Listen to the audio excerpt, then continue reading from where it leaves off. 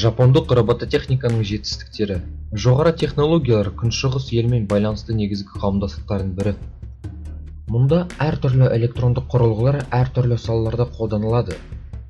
Өндірістен қарт адамдарға көмектесуге дейін жапон роботтары тіпті ең күрделі көркем әдебиетті сүйетіндердің өз мүмкіндіктерімен таң қалдырады. Жаңа жапондық роботтар бірден бұқаралық ақпарат құралдарының, түрлі кәсіпорындардың және бүкіл әлемдегі прогресс пен робототехниканың әуесқойларының назарына айналады. Жапонияда адамға қандай роботтар көмектесетіні және оны қай салаларда сәтті жасайтыны туралы қысқаша шолу жасаңыз. Жапонияда робототехника туралы аздап. Жапонияда робототехника 20 ғасырдың 60 жылдарының аяғы мен 70 жылдарының басында дамып келеді. Бұл мемлекеттің ғылыми дамуының ажырамас бөлігі екенін ескере отырып, оны жапондық экономикалық ғажайыптың себептерінің бірі деп санауға болады. Сонымен бірге 70 жылдары экономикалық және демографиялық жағдай өнеркәсіптік роботтарға баса назар аударуды талап етті. Адамға өндірісте көмек қажет болды. 80 жылдардан бастап жапондық робототехника басқа бағытты белсенді түсіне бастады. Жоғары технологияларға негізделген көптеген құрылғылар пайда болды. Осы саланың көп жылдық тарихын ескере отырып, бүгінгі таңда роботтарды өндіру және импорттау бойынша жетекші мемлекетке айналған Жапония екендігі таңқаларлық емес. Ол үнемі әлемге әсерлі әзірлемелер мен жетістіктерді ұсынады және өмірдің әртүрлі салаларына жаңа технологияларды сәтті енгізеді.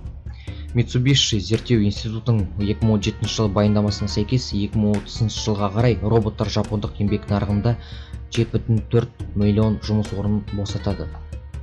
Бірақ тұтастай алғанда ол тек 2,4 миллион жұмыс орнына қысқарады, өйткені робототехникалық салада тағы 5 миллион құрылады. Алғашқы роботтар адамдарға зауытта көмектесу үшін жасалғандықтан, қазіргі заманғы роботтар адамның өмірін жеңілдетуге арналған, бірақ сапалы түрде басқа деңгейде. Жапонияның жаңа роботтары тұрмыстық мәселелерді өз мойнына алады. Күнделікті жұмыстан арылыңыз және көңіл көтеріңіз. Жапонияда роботтардың мұндай дамуын көбінесе әлемге әйгілі компаниялар жүзеге асырады. Sony, Honda, Toyota, Mitsubishi Electric, Panasonic, Kawasaki, Yamaha және басқалар. Кейбір жобаларды мемлекеттік қаржыландырады. Әсіресе егер олар медициналық көмек, қарт адамдарға күтім жасау сияқты әлеуметтік маңызды мақсаттарды көздесе. Сонымен қатар Жапонияда роботтардың өндірісі осы процестерден туындайтын қиындықтарды жеңуге мүмкіндік береді деп күтілуде. Еңбек нарығын қайта бөлу, бір жұмыс істейтін адамға егде жастағы адамдардың үлкен коэффициенті, жалғыз адамдардың әсерлі саны және тағы да басқа. Қазіргі жапондық роботтар қоғам алдында тұрған мәселелерді қаншалықты сәтті шешетінін көрейік. Жапониядағы көлік және роботтар. Жүргізушісіз көлік бүкіл әлемде біртіндеп енгізілуде, ал Жапония әрине ерекшелік емес. Жақын арада елімізде алғашқы жүргізушісіз таксиді іске қосу жоспарланып отыр. 2015 жылы робот такси деп аталатын прототип ұсынылды, ал 2016 жылы ол ең жоғары деңгейде G7 саммитінде кезінде көрсетілді. Робот таксиді жасаушылар мобильді ойын өндірушісі DNAKO және ұшқышсыз технологияларды әзірлеуші ZMP Inc.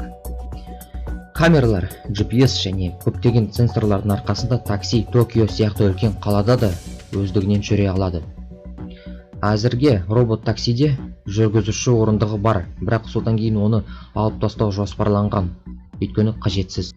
Робот такси ойындардан басқа қосымшаны табады. Айтып айтқанда, оларды халық аз қоныстанған ауылдардың көлік байланысы үшін пайдалану жоспарлануда. Онда тірі жүргізушісі бар, толық автобус рейстері коммерциялық жолмен төленбейді, ал күн шыққан елдегі қарапайым такси қымбат.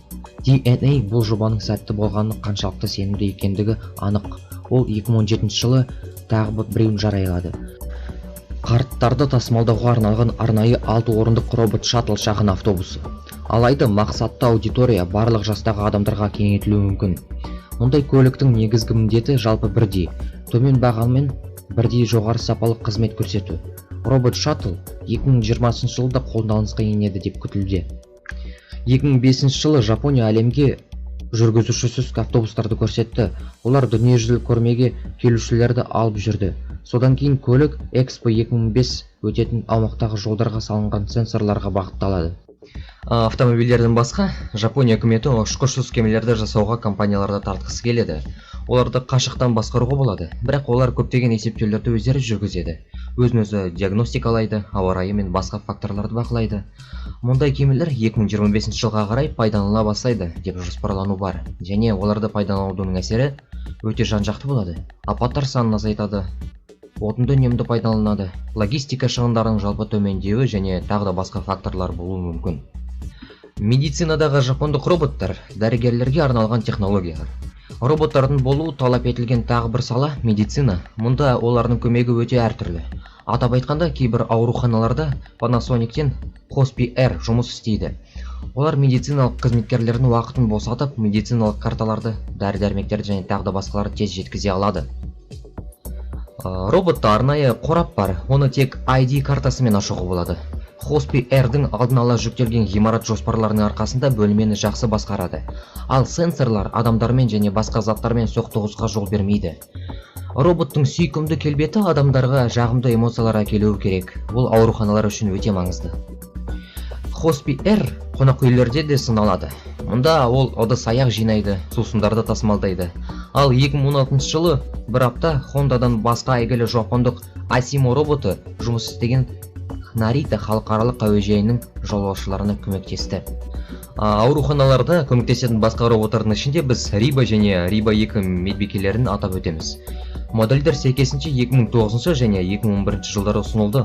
Роботтың аты Robot for Interactive Body Assistant дегенді білдіреді, және оның басты міндеті өздігінен жүре алмайтын науқастарды мұқият көтеру және алып жүру. Төсектен мүгедектер арбасына және керісінше отыруға көмектеседі. Сонымен қатар, екінші модель адамды еденнен көтере алады. Ол үшін оны иілу қабілеті бар. Риба 2 қолының беті пациентке барынша жайлылықты қамтамасыз етеді. Сондай құрылғыда науқастың, роботтың және басқалардың қауіпсіздігіне кепілдік беретін көптеген датчиктер бар. Жаңа технологиялар дәрігерлерді оқытуда да қолданылады. Мысалы, стоматолог студенттер үшін пациенттермен жұмыс істеу дағдыларын шыңдауға болатын бірнеше үлгілер әзірленді. Simroid бірінші нұсқасы 2007 жылы, екінші нұсқасы 2011 жылы. Адамға өте ұқсас. Аузыңызды ашыңыз сияқты дауыстық командаларға бағынады. Ең бастысы, оның сенсорлары дәрігердің жұмысын дұрыс бағалайды. Егер сіз роботты ренжітсеңіз, ол нақты науқас сияқты жылайды. Сол 2011 жылы енгізілген Showa Hanaka 2 натуралистік ол әңгімені қолдай алады және дәрігерлерге кедергі келтіретін адам қимылдарын көбірек біледі. Мысалы, басын шайқау немесе түшкіру. Медицинадағы жапон роботтары науқастарға көмектесу үшін. Медициналық роботтар туралы айтатын болсақ, Гиннестің рекордтар кітабына ең терапиялық робот ретінде енген адамды елемеуге болмайды. Бұл пара мөрі туралы бастапқыда жалғыз басты қарт адамдар мен Альцгеймер науқастарына арналған. Алайда, тәжірибе көрсеткендей, балалар және ересектер оны өте жақсы көреді. Мұндай алғашқы мөр 2001 жылы көпшілікке көрсетілді. Содан бері көптеген роботтар шығарылды. Параның әртүрлі кейіпкерлері және әртүрлі атаулары бар. Бірақ бәрі оларды ұрып соғып сөйлескенді жақсы көреді. Олар бірқатар эмоцияларды білдіре алады, мадақтауды немесе қорлауды түсінеді және әрдайым сүйіспеншілікке жауап береді. Параның ерекше сүйкімді бөлігі еміздік түріндегі зарядтағыш. Паро қожайынына мінезі мен әдеттеріне бейімделеді және өзін дұрыс ұстауға тырысады. Мөрдің негізгі міндеті науқастың күйзелісін азайту және оны емделуге деген ынтасын арттыру. Тағы бір кішкентай жануарды, аққаюды медицина саласында да, үй шаруашылығына да жатқызуға болады. Бұл 2011 жылы ұсынылған кішкентай робот жануар. Жүйкесүй күн қарынға қарсы және ұйқы апойынына тыныс алуды тоқтату көмектеседі. Өндірушілердің пікірінше, құрылғы микрофонның және немесе оттегінің төмендеуінің арқасында қарынның дыбысын түзетуі керек. Ол үшін адамға саусаққа өте үлкен ойыншық ретінде жасырылған арнайы сенсорды киеді. Қажетсіз құбылыстарды тапқаннан кейін робот табанын көтереді. Ұйықтап жатқан адамдары шекке ақырын шапалақтайды. Өзінің кейпін өзгертуге мәжбүр етеді, немесе басын ақырын бұрады. Адам оянбайды. Жастық жанасуға жағымды, ал теріге жұмсақ жанасуды қамтамасыз ету үшін матаның бір бөлігін табанға тігеді. Күнделікті өмірдегі серіктер мен көмекшілер. Жапонияда серік роботтар әсіресе танымал. күн шыққан елде жалғыз адамдар саны өсуде, қарт адамдарды онша емес.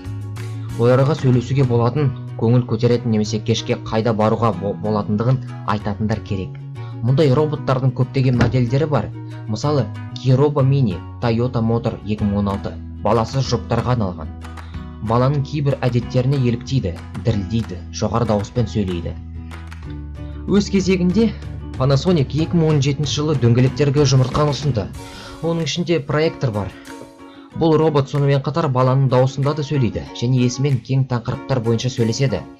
Интернетте құрылғы әртүрлі ақпаратқа қол жеткізе алады. 2017 жылы Bandai Namco, IBM Japan және Vaio мобильді Sweet Gundam аниме Hero кейіпкерін қайталайтын робот ұсынды. Пішіні мен өлшемі баскетболға ұқсайды. Әрине, Жапонияда сіз көптеген үй көмекшілерін таба аласыз. Мысалы, бір ғана Panasonic компаниясының кейбір дамуы кресло арбалға айналатын робот төсек, жүк тасушы, киімді сұрыптайтын, үтіктейтін және бүктейтін робот, тамақты тікелей бөлмеге жеткізетін жылжымалы тоңазытқыш және басқалар. Әрбір құрылғы күнделікті міндеттерді мүмкіндігінше жеңілдету үшін егжей-тегжейлі орайластырылған. Мысалы, Panasonic компаниясының ыдыс жуғыш машинасы бұл ыдыс аяқты үстелден немесе пештен жинайды. Оны ыдыс жуғышқа салып, немесе ағынды судың астында өздігінен тазай алатын механикалдырылған қол. Сенсорлар мен арнайы резеңке саусақтардың арқасында құрылғы тіпті нәзік материалдармен жақсы жұмыс істейді. Шыны, хрусталь, фарфор және тағы да басқалары. Күнделікті өмірдегі тағы бір қызықты көмекші Metal Limes қолының қосымша жұбы 2017. Олар аяққа киілетін сенсорлардың көмегімен басқарылады. Аздап бейімделіп, пайдаланушы құрылғыдан үлкен дәлдікке қол жеткізе алады. Содан кейін мұндай қолдардың қолдану аясы кеңірек болады. Өмірді құтқару, өздеріңіз білетіндей, Жапония үшін жер сілкінісі мен цунами өте жиі кездеседі. Сондықтан роботтар мұнда белсенді дамып келеді. Олар төтенше жағдайлар кезінде адамдарды құтқаруға көмектеседі.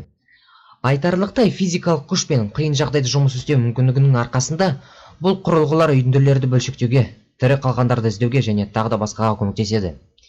2015 жылы енгізілген HRP-2 Kai және Jackson гуманоидтарының жұбы Майкл Джексонның есімімен аталған қызықты оқиғалардың бірі болды.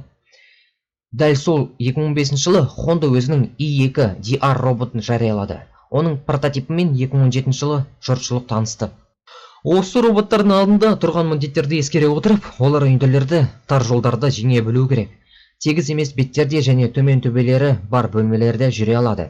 Мысалы, HRP-2 Kai және Jackson жұқа тақтаймен немесе маймылдармен қалай жүретінін көрсетті. Арқаңызды бөгіп, қолдарыңызға сүйеніп. Өз кезегінде i2 DR баспалдақтарға соның ішінде тік көтеріліп, жаңбырда жұмыс істей алады. Екі жобаны жасаушылар әзірге олардың балалары құтқарушылар қатарына кіруге дайын емес екенін мойындады. Модельдерді одан әрі жетілдіру қажет. Бұл материалдардан басқа өнеркәсіпте көмектесетін роботтар және басқа да әзірлемелер бар.